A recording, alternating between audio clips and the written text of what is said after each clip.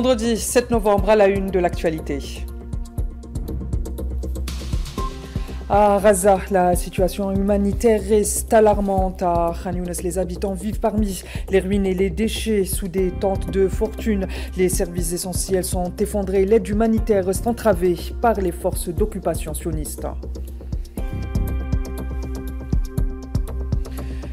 L'Algérie salue la levée des sanctions contre le président syrien Ahmed al-Shara et son ministre de l'Intérieur Ammar Benjama affirment que cette décision ouvre la voie pour plus de stabilité et de prospérité pour la Syrie.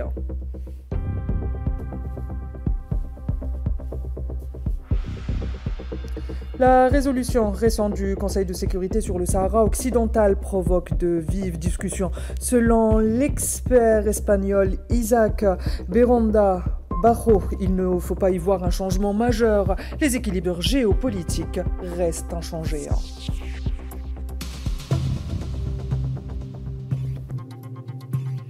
Et avant de développer l'ensemble des titres de l'actualité de ce vendredi, on entame cette édition en mettant en lumière la situation toujours critique à Gaza. Les Nations Unies ont dénoncé le refus par les forces d'occupation sionistes de plus d'une centaine de demandes d'acheminement d'aide humanitaire vers la bande de Gaza, près d'un mois après l'entrée en vigueur du cessez-le-feu.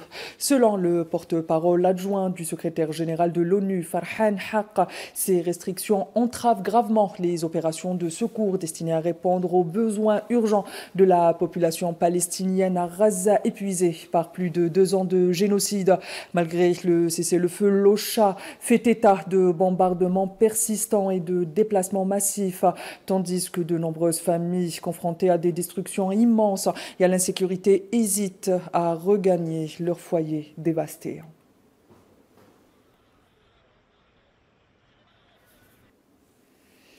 Je vous le disais à l'instant, la situation humanitaire reste alarmante à Gaza et à Khan Younes. Les scènes de désolation se multiplient.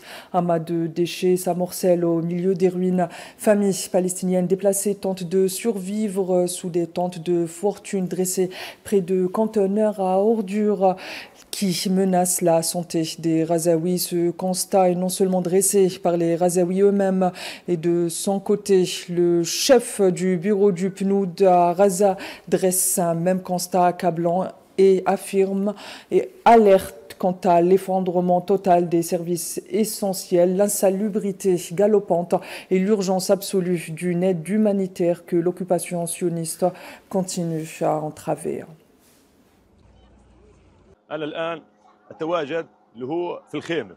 Je suis maintenant près de la tente. La tente est en nylon. Je me réveille le matin, j'ouvre la porte de ma tente et c'est là. Les mouches, les moustiques et les eaux usées coulent et finissent autour de ma tente. Je rentre dans ma tente et je la nettoie des mouches et des moustiques pour la santé de mes enfants. Malheureusement, je ne sens pas l'air frais. Je sens une odeur nauséabonde à l'intérieur de ma tente. Je n'arrive pas à dormir. Mes enfants se réveillent le matin en toussant ou en ayant des problèmes respiratoires à cause des moustiques, des mouches et de la crise de l'eau sale qui s'accumule dans le conteneur à ordures. Les maladies de la peau se sont beaucoup propagées en raison de la surpopulation dans les tentes et les tentes sont à côté des décharges. Cela a conduit à une augmentation des moustiques, des fourmis et même des poux. Les moustiques, les fourmis et l'abondance d'ordures autour des tentes ont entraîné la transmission de maladies bactériennes par certaines mouches, la plus importante étant l'impétigo. La situation toujours aussi alarmante en Cisjordanie occupée. 2 adolescents palestiniens, Mohamed Abdallah Taïm et Mohamed Rachad Fadl Qassem, âgés respectivement de 16 ans, ont été abattus par les forces d'occupation sionistes dans la nuit de jeudi à vendredi à Al-Judaïra, au nord-ouest d'Al-Quds, occupé selon l'agence palestinienne Wafa et le ministère palestinien de la Santé. Les soldats de l'occupation ont ouvert le feu à balles réelles dans le quartier d'Al-Harat Al-Fouqa, près du mur de séparation, avant de retenir les corps des 2 jeunes martyrs. Ces exécutions s'ajoutent à la longue liste de crimes commis en Cisjordanie occupée depuis octobre 2023, où plus de 1000 Palestiniens ont été tués et des milliers d'autres blessés sous la répression sioniste sans relâche.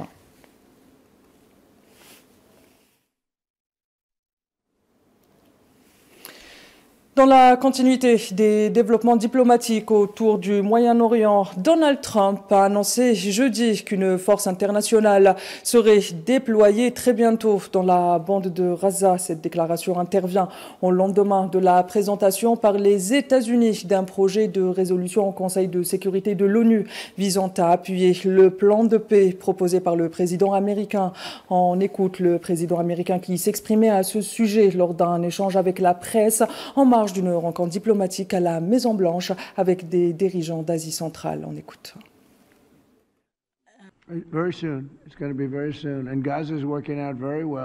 Très bientôt, ce sera très bientôt et Gaza se porte très bien. Et vous n'avez pas beaucoup entendu parler de problèmes récemment. Et je vais vous dire, nous avons eu des pays qui se sont portés volontaires s'il y avait un problème avec le Hamas, par exemple, ou un problème avec quoi que ce soit. Ils se sont portés volontaires sur une base unique pour y aller et s'en occuper. Nous avons des pays très puissants dans cette coalition et ce n'est pas provisoire. Le président libanais Joseph Aoun a dénoncé jeudi de nouvelles frappes de l'entité sioniste dans le sud du Liban, les qualifiant de crimes à part entière et de violations flagrantes du droit international humanitaire. Selon le président libanais, malgré près d'un an de cessez-le-feu, l'armée sioniste poursuit ses agressions ciblant des civils et rejetant toute issue diplomatique. Les attaques de jeudi ont visé 6 localités du Sud-Liban et ont fait un martyr et 9 blessés. À noter que depuis octobre 2024, plus de 4500 violations de la trêve ont été recensées avec des centaines de civils libanais tués ou blessés par ces raids sionistes.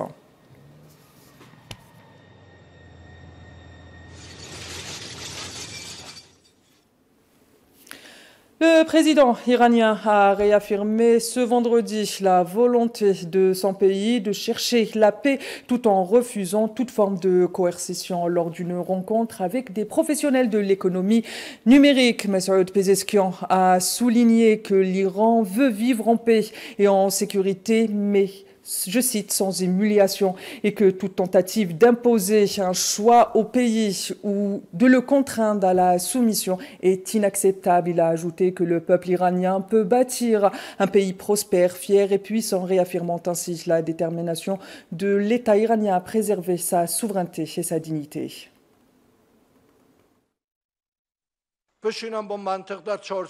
S'ils s'assoient logiquement dans les mêmes cadres internationaux, nous sommes prêts à discuter. Mais pas s'ils disent « vous ne pouvez pas avoir une science nucléaire, vous n'avez pas cette compétence ou le droit de vous défendre avec des missiles.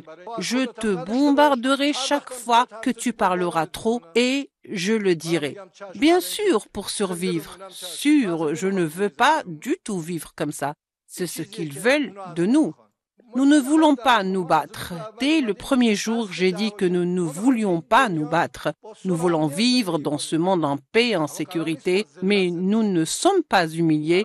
Il n'est pas acceptable qu'ils nous imposent ce qu'ils veulent et que nous les servions simplement.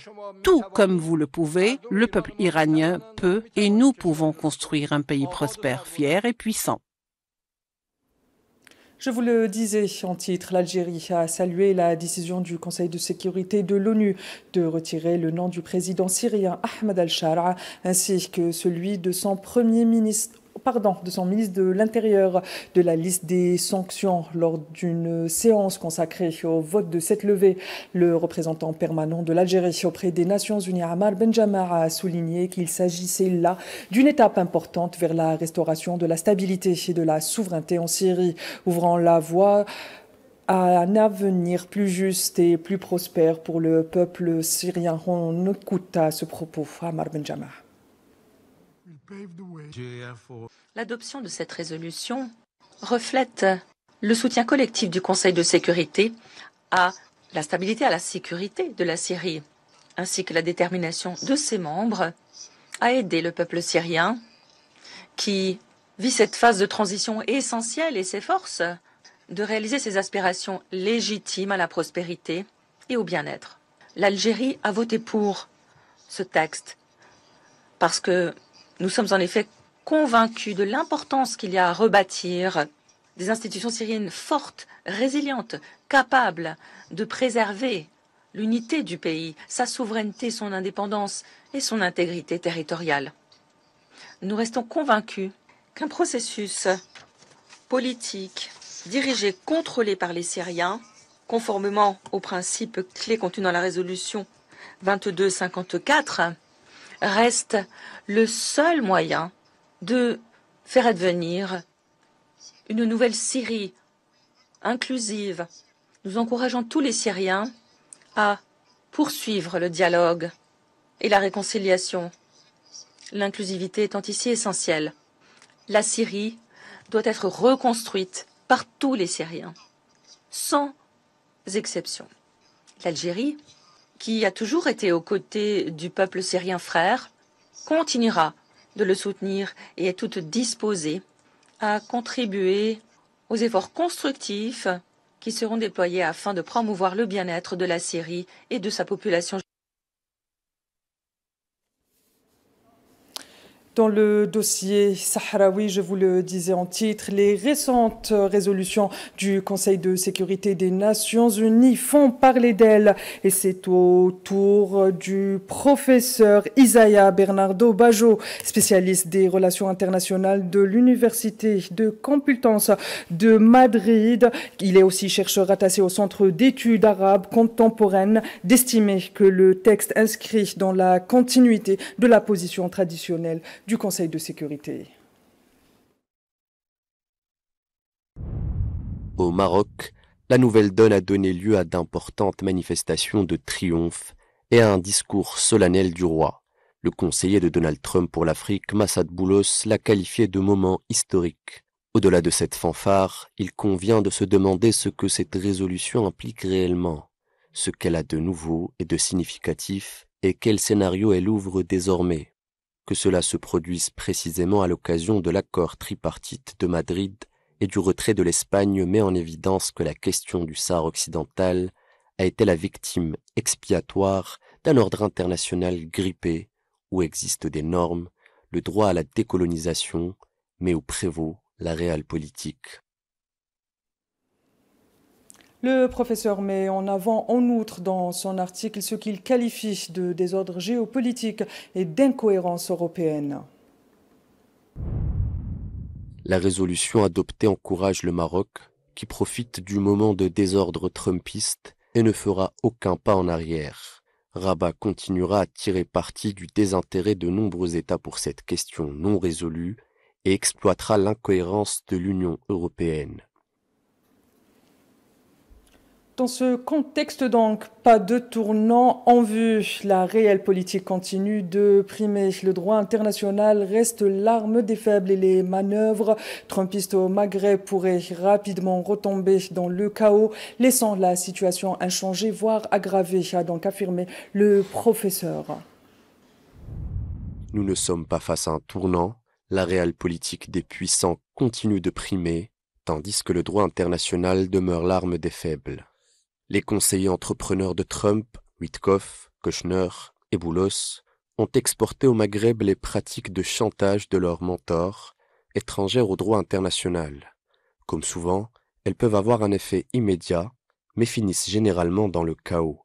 Tout indique que l'euphorie trumpiste s'estompera d'ici quelque temps et que cela restera inchangé, voire empirera.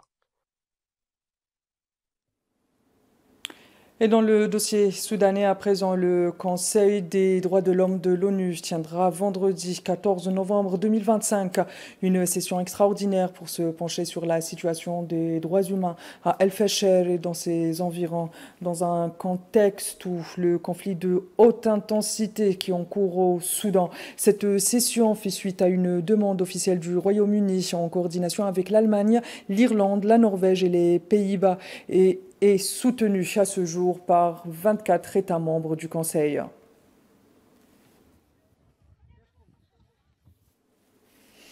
Et alors que le Conseil des droits humains s'apprête à se réunir pour se pencher sur la situation humanitaire au Soudan, des témoignages bouleversants et effroyables nous parviennent. Des témoignages de Soudanais, notamment à Al-Fasher, qui reviennent sur les exactions des forces de soutien rapide contre des civils. Je vous propose d'en écouter des extraits.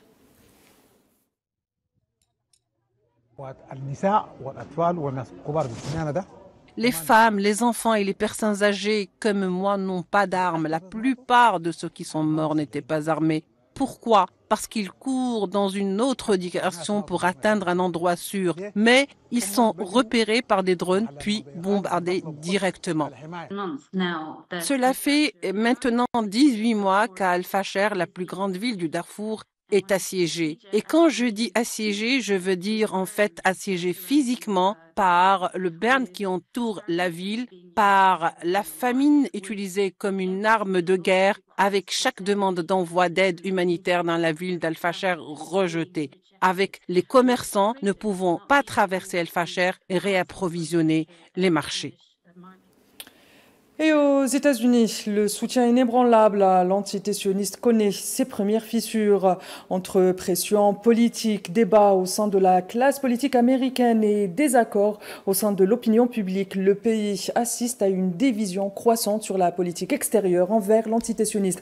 La politique MAGA de Donald Trump connaît-elle ses premières crises? Élément de réponse avec Safwan Ben Sabri. La question sioniste et la question juive divise le mouvement MAGA, c'est désormais un fait. Aux États-Unis, le slogan popularisé par Trump « Make America Great Again » est devenu mouvement, un mouvement politique large, une galaxie qui est désormais traversée par des courants différents, voire antagonistes. Des indices de divergence sur la question du soutien inconditionnel à l'entité sioniste sont apparus au sein du mouvement trumpiste et se sont amplifiés post-7 octobre. Dernière étincelle en date, l'interview de 2 heures de Nick Fuentes, influenceur politique, par Tucker Carlson, dans laquelle Fuentes mentionne la communauté juive organisée, les sionistes et les ennemis de l'intérieur. If you're China first, you should live in China. If you're Mexico first, you should live in Mexico. If you're Israel first, maybe you should go live in Israel. La sortie médiatique de Fuentes, propulsée par les fortes audiences de Tucker Carlson, a provoqué une quasi-scission idéologique au sein de la droite, obligeant plusieurs figures à dénoncer ou à soutenir Tucker Carlson ou Nick Fuentes. Une véritable cabale est lancée contre les deux hommes par des organisations telles que l'influente Coalition juive républicaine.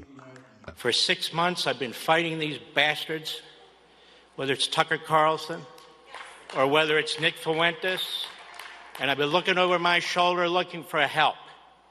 And you know what I found? Nothing. Nick Fuentes accumule plusieurs casquettes idéologiques, nationalisme, suprémacisme blanc, antiféminisme, anti-islam, antisémitisme et nationalisme chrétien. Cette dernière prône un État fait par les chrétiens pour les chrétiens, un postulat qui remet au second plan toute autre religion n'étant pas le christianisme.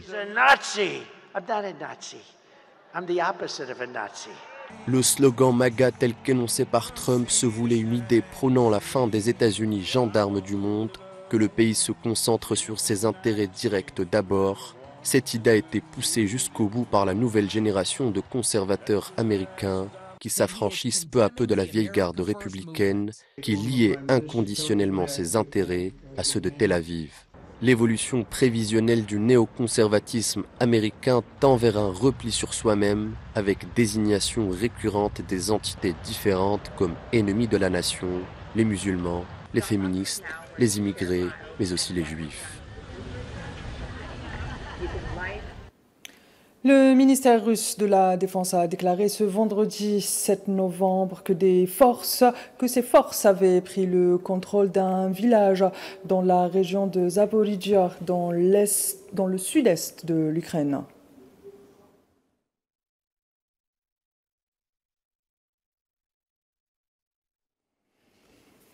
Le temps monte entre Moscou et la Maison-Blanche cette fois-ci quant à la question des essais nucléaires. En effet, la Russie a exigé que les États-Unis clarifient leur intention en matière d'essais nucléaires après les déclarations du président Trump ordonnant la reprise immédiate des tests. Le pays qualifie les signaux américains de contradictoires et avertit qu'une telle démarche déclencherait des réactions de sa part et de la part d'autres États. On écoute la porte-parole du ministère russe des Affaires étrangères, Maria Zakharova. La question persiste, y compris aux États-Unis d'Amérique. S'agit-il d'essais de vecteurs d'armes nucléaires ou bien Washington envisage-t-il de reprendre sous de faux prétextes les essais d'éléments nucléaires contraires aux dispositions du traité d'interdiction complète des essais nucléaires? Je pense que les représentants des États-Unis d'Amérique doivent répondre à ces questions. Si c'est le cas, cela créera une dynamique négative et déclenchera des mesures de la part des autres États, y compris la Russie, en réponse. C'est ce qu'a récemment déclaré le président russe Vladimir Poutine lorsqu'il a fait des commentaires sur le sujet en question. La Chine a annoncé ce vendredi qu'elle renforcerait la surveillance des importations de produits de la mer en provenance du Japon pour garantir la sécurité alimentaire, a déclaré le porte-parole du ministère des Affaires étrangères chinois. Mao Ning. Les autorités chinoises exerceront un contrôle strict et imposeront immédiatement des restrictions si des risques sont identifiés, alors que les importations de certains produits aquatiques japonais ont repris après près de 2 ans d'interdiction liée au rejet d'eau contaminée par la centrale nucléaire de Fukushima.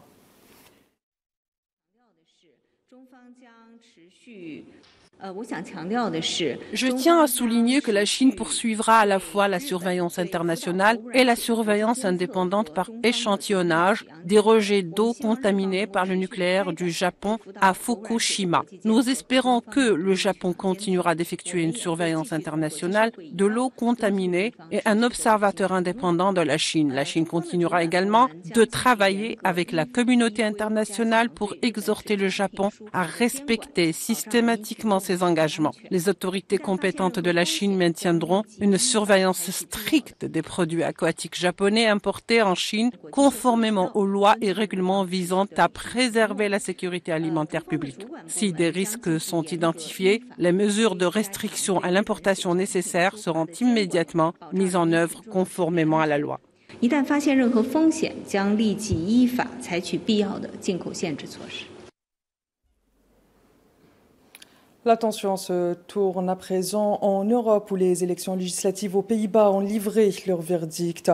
Le Conseil électoral néerlandais a officiellement déclaré Rob Jeannette vainqueur du scrutin avec une avance extrêmement serrée de 29 668 000 voix sur l'extrême droite de Geert Wilders à 38 ans. Le leader du parti centriste D66 devra maintenant former une coalition, un processus complexe dans un parlement fragmenté de 150 sièges où aucun parti ne détient une majorité absolue avec 26 sièges pour chacun du D66 et du PVV de Wilders. Cette élection marque l'une des victoires les plus étroites de l'histoire récente des Pays-Bas.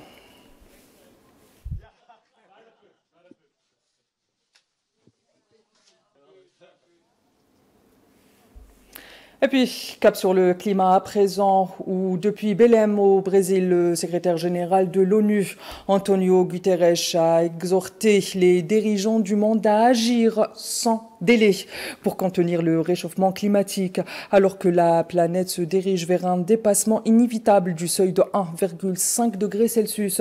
Guterres a une nouvelle fois sonné l'alarme donc jeudi devant les chefs d'État réunis pour un sommet sur le climat organisé à l'approche de la 30e conférence sur le climat de l'ONU qui se tiendra du 10 au 21 novembre à Belém, appelant à une action urgente pour baisser la température à 1,5 degrés Celsius, pilier de l'accord de Paris de 2015.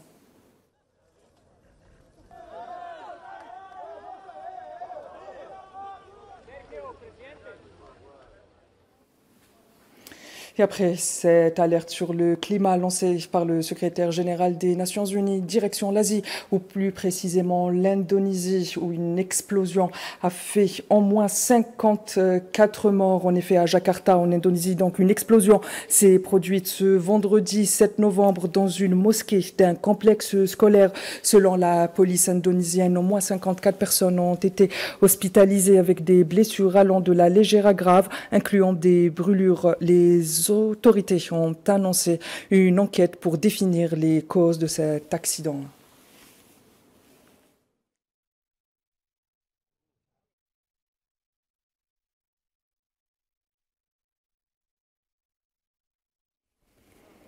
Madame, Monsieur, c'est la fin de cette édition. Excellente suite des programmes sur Al24 News. Retrouvez tout de suite Esmelaïd pour l'édition africaine.